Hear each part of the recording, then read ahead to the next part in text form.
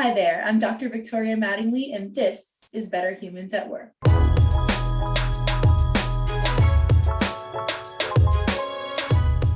Today, I'm joined by Shaun Wanzo, a CEO and founder of Conduit, LLC, a diversity, equity, and inclusion consulting, training, and strategy company. Shaun gained a ton of experience lobbying and organizing, assisting on projects for social justice and criminal justice reform while working with the ACLU, JustLeadership, and other organizations. He worked on campaigns that focus on dismantling systemic racism and inequities and disparities associated with race, gender, and class. He has curated trainings and curriculum that focus on educating around the disparities and inequalities perpetuated by systemic racism, as well as microaggressions, unconscious bias, and the harmful effects of white supremacy, white privilege, and the patriarchal society. Today, Shaun and I are going to talk about what allyship looks like across ethnic groups, especially at this pivotal time in our society, and I'm super thrilled to have him. And without further ado, here's me and Shaun Wanzo talking about cross-cultural allyship. Hi, Shaun, how are you today? I am doing pretty good. Thanks for having me on this platform. It's always a pleasure just to have a conversation with you. So yeah, I'm excited about, this event. I'm so happy to have you. And you and I recently started a formal partnership between our two companies, Mattingly Solutions and Conduit. And so I'm super excited to continue going down that journey with you. But we've had a lot of really great conversations just about the diversity, equity, inclusion, and DEI space more broadly. Before we get into that, I see that, don't be fooled, audience. Shaun is not in San Francisco. He's actually based in the Tucson, Arizona area. And Shaun, tell us a little bit about Conduit and the work you're doing and life down in Tucson. I guess I can start out with life down in Tucson. It's hot, very hot, very hot. So I definitely feel the heat. No, but Tucson is this place that for a while I was trying to put my finger on, the pulse of the city and what's the best way to describe Tucson, because I'm new here. I only moved here like 6 months ago. And probably the best way to describe Tucson, it's, I've been very fortunate to have been able to travel a lot over the course of my life. So I've been a lot of different places, been to a lot of different cities, and Tucson is like probably the closest I've seen to being like the perfect balance between a large metropolitan area and a lot of country landscape, a lot of mountains, a lot of environmental scenery. Admittedly, like I've never been to a city that had that balance, like right in the boundary lines. Normally, you have the metropolitan area, and then, once you move outside the city limits, you start seeing, more of the type of landscape that you see within the city limits here. So that's probably the best way to describe Tucson. Conduit LLC was a company that, I'm gonna be honest with you, unfortunately, we definitely have had different paths into this space, where you were burning the midnight oil for a very, very, very long time to get to where you're at. I was doing all this wonderful work, in the social justice space, for the organizations that you mentioned. And it was time for me to create my own job and I knew I wanted to continue, down the path that I was already on, when it comes to social justice. So when I was looking for I was like, okay, what is the perfect balance or what is the intersection of social justice and business, to where I can continue to advocate for historically marginalized groups and get paid for it. And I literally, to be honest with you, I literally stumbled upon diversity, equity, and inclusion on LinkedIn. It was two women's, it was two women's profiles that I found. One, Andrea Hoffman, shout out to her at Culture Shift Labs, who I was in contact for a while and put me in contact with her principal consultant. And with me, that was huge for me, being that they're this large entity and organization, that was even giving me the time of day, so they saw my passion, they saw how interested I was. So her, and there was another woman by the name of Miranda Wilcox, who wasn't necessarily doing diversity, equity, and inclusion, but she was doing work that was kind of related, executive coaching and just other, without, I can't remember her profile verbatim, and I actually had a couple conversations with her, but there was definitely an intersection between Andrea and Miranda's profiles. And so anyway, that's what led me to diversity, equity, and inclusion.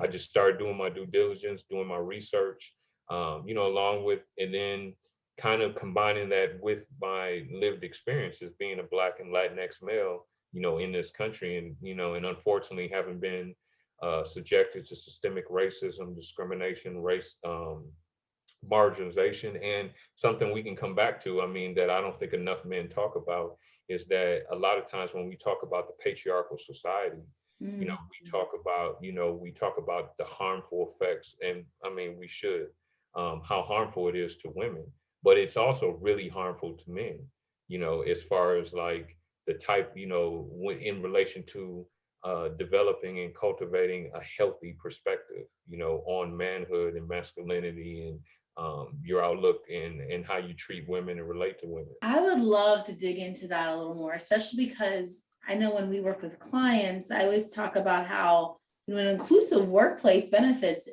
everyone. When you do DEI right, like everyone benefits from that. And I often, get pushback, especially from, those who hold a lot of privileged in-group status and roles, but like it's divisive, and it's zero-sum game and us versus them. Like, no, we all benefit from this. And so I feel like this would be such a great example. How does a patriarchal society and getting to a more egalitarian society, like how does that benefit men? I would love to dig into that. Well, I mean, just using the pandemic and just what a lot of people have gone through, and and I can relate, in certain ways. So just one example would be, like, hey, if you need help, you just need help, and but and this is what the patriarchal system impresses upon men, you know, I'm not going to say all men, there aren't any absolutes, there's definitely, men that understand, there are men that understand the harmful effects of the patriarchal, system, and that's not a healthy mind state to have. But for a lot of us, like we're taught, like, hey, you don't show any weakness, you don't show any cracks, you hold all that inside while you just figure it out, and reaching out for help, that's looked at as a sign for weakness. Like which, well, that's another subject. I don't want to start digging into history, because there's going to be too many tangents and sidebars, and I love history, but you're a hunter, you are a provider, you are a protector, you just do not display those type of emotions, and because it's going to be associated with weakness. And so just allowing the space to, as you shared, like get help when you need it, be vulnerable, like allow, like, I don't know, human emotions, the full range of human emotions that I feel like men are often deprived of feeling justified or validating and experiencing, and how harmful that is over time, right? Yeah, and the flip side to that is then that's what contributes to developing an unhealthy perspective and outlook when it comes, as far as when we get into gender and when you get into women, because then we start to, like, that's for women. Only women display, those type of emotions, or those type of perspectives, and seeing that's where the disconnect comes in at, and then that's where the inequities and disparities, and that's why women are a member, a historically marginalized group. That's one of the big reasons. So you mentioned women. I think about, like, my whole DEI journey started when it comes to the gender space and how to create more equity across the genders, and also specifically allyship, and how to get men more actively involved in gender equity and women in leadership, and just, helping to create a more gender balance in the workplace. And since, obviously taking a more, intersectional approach to DEI since then, and think about allyship in terms of lots of different groups, not just men for women, not just white for people of color, and so on. And so I know you and I have had a lot of conversations of allyship and just, doing meaningful work across difference. And so what have been some experiences that have led you to, take a more, connective approach, a more partnership approach into doing this work? Because I know others feel like it is more of an us versus them, and divisiveness is the necessary way to move forward and recalibrate things. And so how has your journey kind of led you to where you're at with when it comes to allyship and partnership, Shaun? I mean, first, shout out to my mother. You have to thank my mother because of, how she poured into me and my sister. And, my mother, my mother was this woman that she definitely, was with, had flaws and, things of that nature. So, but she was this incredible woman who had this incredible foresight. And so she understood, like, she was able to strike the perfect balance between, when I say pouring into me and my sister and I, is that, helping us learn like who we are, identity, being, Black and Latinx kids, of course, Latinx wasn't a word back then, but Black and Latinx kids, so connecting to our roots and our culture and understanding who we are and understanding, the value, of who we are, no matter what we were going to be faced with when we ventured out in the world. Like, she was impressing that upon us at a very early age. And education was big to her, but a key component was experience. And like, she understood that. So like, and that's why she was pouring into us so much as far as like our self-identity and being self-aware of, of our surroundings and how we should see ourselves and how others can possibly see ourselves, as she ushered us and pushed us into these new environments that, like, where sometimes we were, the only ones there. Mm-hmm. And so getting those experiences at such a young age, and and sometimes I didn't, I wanted to be with my friends, so, whether personally or educationally, but, so, she wasn't having it. And that's what I mean by her foresight. And that's what I mean by that balance. So like, we never lost, sense of self, as we learn to connect with other people and form relationships with other people outside of our own environment, and outside of our own ethnicity and religious preference and all those things.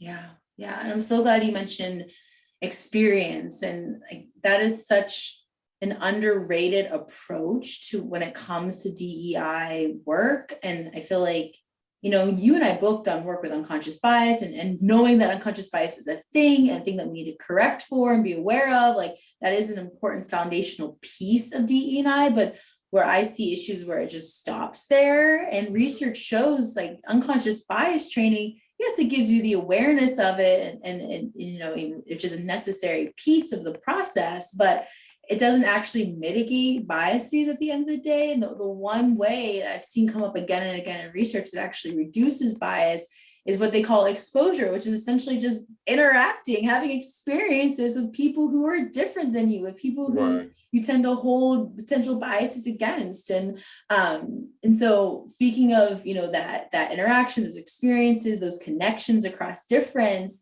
what have you been seeing, in these like sub communities, right? These subgroups, especially with everything that's happened over the last year between, Black Lives Matter and social justice, for Black and African Americans, and also with what's happening with, AAPI, Asian American and Pacific Islanders, and kind of, that discrimination, and kind of this like cross group allyship that's been occurring and coming out of these two movements going on at the same time. Well, my experience has probably been like a lot of people's experience. Like, the energy has been great.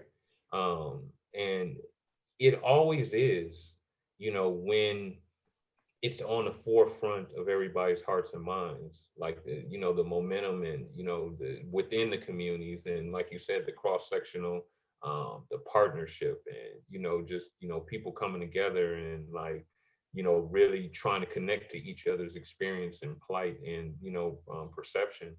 Um, my only message through the whole thing is like, guys, like, we got to keep this going. We got to keep this going, because there's going to be, because you can trace, just once again, history coming into play. So I won't go back that far, but like, I'll just start with like, 9/11 and just move to present day, so like whenever there's tragedy, people come together, people form bonds, people, join hands and, really connect. But what happens over the course of time is life, so like, people have families, people have responsibilities, people just have things to tend to in their own backyard. And it becomes harder over time, especially when whatever tragedy or whatever movement or whatever it is not, the first thing you see within the news feed, Yeah. or on social media. When all that energy dies down, that's when the energy over the collective, starts to wane a little bit. So yeah, I think it's just time that we start figuring out ways, to keep that energy going. What do you see as effective ways to keep that energy going, especially, knowing, the history and like how these things ebb and flow? And I also think about, how hot of a topic diversity, equity, inclusion is right now. And, some people say to me like, oh, well, it's just a trend, it's going to die down. And I push back on that, because I always say, as long as there's people in an organization, you need to have some sort of DEI focus and strategy in place, to meet the unique needs of those subpopulations, and make sure there is equity, and make sure that you have diverse representation that is representative of that industry, of that geographic area. And so, like, what do you see as like keeping the momentum going, especially when it comes to areas like social justice and building upon momentum, but then not letting it completely die down afterwards? I'm gonna be honest with you, Victoria. I think the first thing is understanding history, which, you can connect that to education.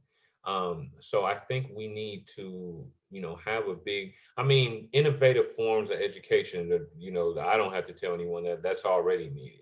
But that's one of the forms of innovative education that needs to, as far as reconfiguring curriculums, particularly in public schools, but I'm talking about across the board. Mhm. So you may be, from an AAPI community, or you may be from the white community, or the Black community, or the, Latinx community, whatever, but you're learning about the others, history and culture and roots, and how this is not the first time that you guys cross paths, because when you start digging into history, like, it all starts coming out like, oh wow, like we were doing a lot together in the past, so like, yeah, I just think that. And I think, so obviously there's a lot of red tape that comes along with that, a lot of bureaucracy and, things of that nature. And I'm not the first person that spoke on that. Like, Yeah. everyone knows the public schools curriculum needs to be revamped. But I would say something we can do, right away, is just, start showing up, just start having events in each other's community. Or if there's a project in, that BLM or activists within the Black community are invited in, reach out to your AAPI brothers and sisters, or your Latinx brothers and sisters, like, hey, come on, we need you guys to come assist us. Just things like that. I think making it normal, so where, like, it's not even something that you have to force yourself to keep, on your consciousness or on the forefront of your mind. It's just something that comes natural. Yeah, I love that. A story that I love sharing is I heard from the chief diversity officer over at Uber, and how during Pride Month last year, the LGBTQ plus employee resource group at Uber completely abandoned everything they had planned for Pride Month, because everything was going on with, it was just a month or so after George Floyd was murdered and everything with Black Lives Matter at that time, that they wanted to be allies. The LGBTQ plus community wanted to be allies to the Black community. And so they reallocated all the resources and efforts to help support and amplify all the efforts that the Black ERG had underway. And I just like love that story, that example of like cross group allyship. And so I wonder, Shaun, what would be like 3 recommendations or 3 pointers you would have for, specific groups that want to be allies and have more of this, connection and collaboration and allyship across groups, and keeping that momentum moving forward? Well, food and culture always brings people together. Hey, so like, I kind of spoke on like, some tips already. Yeah. As far as like the events. And I know we already have festivals, cultural festivals and events that people attend, but I think that having those type of events with the specific intention, like I'm having this because I want you over here, because we want, not so we can come together for this annual thing, festival, fair, whatever it is. I'm inviting you over here because I want this to be a normal, recurring event. I want us, bridging the gap on a normal basis. So I think that until we can recalibrate and reconfigure, school curriculum, adding in things, adding in, each other's, culture, history of our cultures, and just existence on this planet Earth, and how we cross paths in the past. I think that just showing up, finding a way, being intentional, like, what, I'm going to contact that school and that community, and I'm going to bring, and ask like, hey, can we put on a presentation, for a couple of the classes, just things like that I know that seems kind of, I wouldn't say far-fetched, but I know, someone might hear that and be like, yeah, but you'd be surprised like how little things, like that, like if it's done on a normal basis, how little things can really have a huge impact. So, and in this last thing I'm going to say, it kind of connects to how we started out the conversation. Mm-hmm. And, because as I talk about these things and do this work, like I'm just, you can relate, like, it's just like with any profession or any field, like I'm constantly learning, and it kind of, through personal experience and through, someone that I was working with lobbing this question at me, and it caught me off guard. It's like, when I speak about the patriarchal society, and just, there's a lot of different movements, whether it's the feminist movement, the Me Too movement. So there's women out there with boys, and they're looking at it like, okay, well, how are my boys that I'm raising, how are they, there's this big push for, the upliftment and empowerment of women, and dismantling the patriarchal society, but like, there's nothing really for them. Like nobody's speaking about, them coming into the world, like, and they're hearing, how, how like, basically they may have trouble finding their ways in the world, and they have to be careful of everything, so like, how do you connect that message to them? And I would just say that, to me, to me, you just, the fact that you're raising your boys with this heightened awareness, like that's helping dismantle the the patriarchal system in society right away. And that there is a way there, it doesn't have to be either or. And I know that some messages do come off that way. And we're not just talking about whether it's young boys or men. Some messages come off like, hey, you guys are the problem. You just need to just stop and just let us take over, which, I mean, I do think that, not just this country, like women, we tried everything else, in this world. Let's let you guys just run it for a minute and see how things turn out. I mean, we tried everything else. I mean, but anyway, I just, I want to throw that in there, that there's definitely a way. There's definitely a balance that can be struck. Like, it doesn't have to be this, this all or nothing, Yeah. So a few things just to summarize, like being intentional and like intentionally bringing in other groups, building events and gatherings, for like not just the group of interest, but how are we bringing in others, education across all levels. So when I hear education, I think about the work that we do and how we work with corporate clients and educating adults and employees and leaders, but also, what can we do to help fix a broken educational system, especially at the public school level, especially at, more of this elementary, K through 12 level. And I love the example you gave because, go in and offer, where's your local school? Can you do a training on some sort of cultural awareness building or something that, brings some education and insight, to our kids? And I love that. I know you said it was far-fetched, but like, that's what we need right now. We need to, we're just reading all the books, but like, what are we doing with that education? How can we share it out and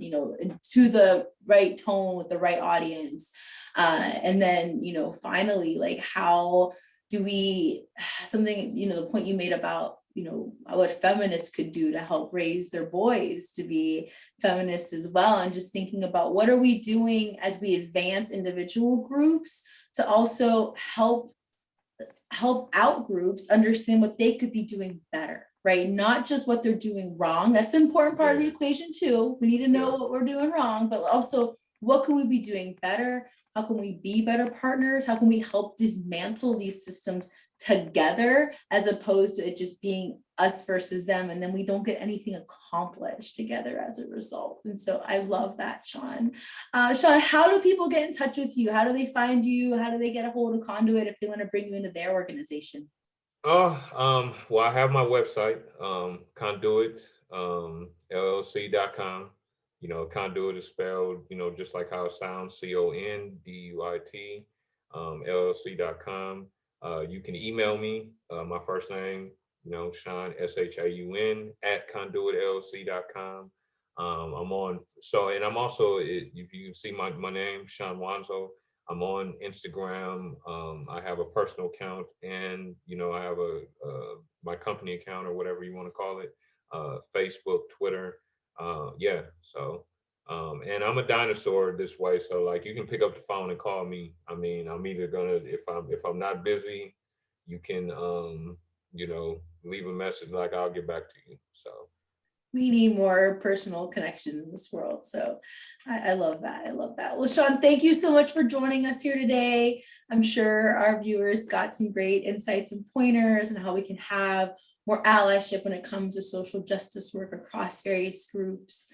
And thank you for all you do to help us be better humans at work.